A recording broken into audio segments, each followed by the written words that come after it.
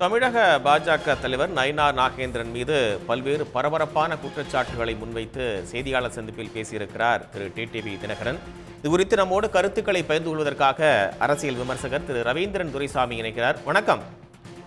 வணக்கம். பல குற்றச்சாட்டுகளை நயினார் நாகேந்திரன் மீது முன்வைத்திருக்கிறார் டிடிவி தினகரன். உங்களுடைய பார்வை? அதாவது அண்ணாமலை தலைவராக நியமிக்கப்பட்ட போது 2024 அண்ணாமலையின் பணி என்பது எடப்பாடி பழனிசாமியை பலகீனப்படுத்தி ஒரு பலமான அணியை கட்டமைக்க வேண்டும் என்ற அடிப்படையில் அண்ணாமலையின் பணி இருந்தது. அந்த வகையில் அண்ணாமலை தன் திறமையால் உழைப்பால் எடப்பாடி பழனிசாமிக்கு எதிராக ஒரு அணியை கட்டமைத்து 18% வாக்குகள் பெரும் அளவுக்கான ஒரு பலமான அணியை கட்டமைத்தார். அந்த அணியில் ஓபிஎஸ், டிடிவி போன்றவர்களுக்கெல்லாம் முக்கிய இடத்தை கொடுத்தார்.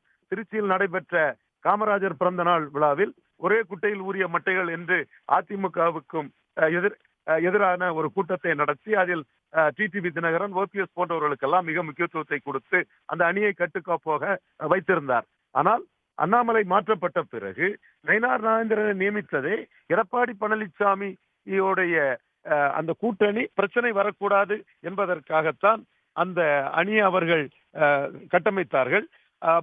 நயினார் நாகேந்திரனை பொறுத்தவரையில் எடப்பாடி பழனிசாமியை புகழ்ந்து அந்த அணிக்கு பிரச்சனை வராமல் நடந்து கொண்டிருந்தார். ஆனால் தமிழக விசிட்டின் போது பாரத பிரதமர் மோடி அவர்களை சந்திப்பதற்கு வாய்ப்பை ஓபிஎஸ் கேட்டபோது அதில் வெளிப்படையாக அவர் பாக்கியம் என்று ஒரு கடிதத்தை பத்திரிகைகளுக்கு அறிக்கையாக தெரிவித்த பிறகும் அவர் சந்திக்க முடியாமல் போனதற்கு பல காரணங்கள் இருக்கின்றன. அதில் நயினார் நாகேந்திரன் ஒரு தேவையற்ற தன்மையில் உள்ளே நுழைந்து என்னிடம் கேட்டிருந்தால் நான் வாங்கி கொடுத்திருப்பேன் என்று அவர் கூறியிருந்தார்.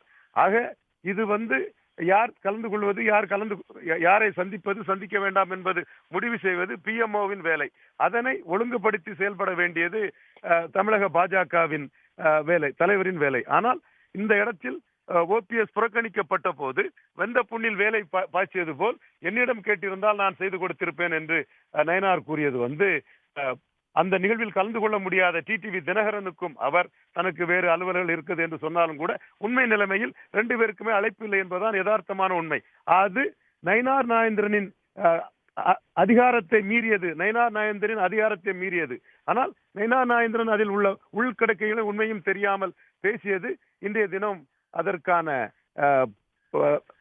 அதற்கான பழியை சுமக்க வேண்டிய சூழ்நிலை நயினார் நாகேந்திரனுக்கு ஆகியுள்ளது. ஆக தேசிய ஜனநாயக கூட்டணியிலிருந்து வெளியே இருக்கக்கூடிய தினகரன் அண்ணாமலை சரியாக இருந்தார், அவர் கூட்டணியை கட்டி காத்தார் என்றும் நயினார் நாகேந்திரன் மீது கடுமையான குற்றச்சாட்டுகளை கூறி அந்த அணியை விட்டு விலகி இருக்கிறார். டிடிவியை பொறுத்தவரையில் என்னுடைய பார்வையில் சாஃப்ட் டார்கெட்டாக நயினார் நாகேந்திரனை குறிவைத்து தாக்குகிறார். இது இன்னும் தொடரும்.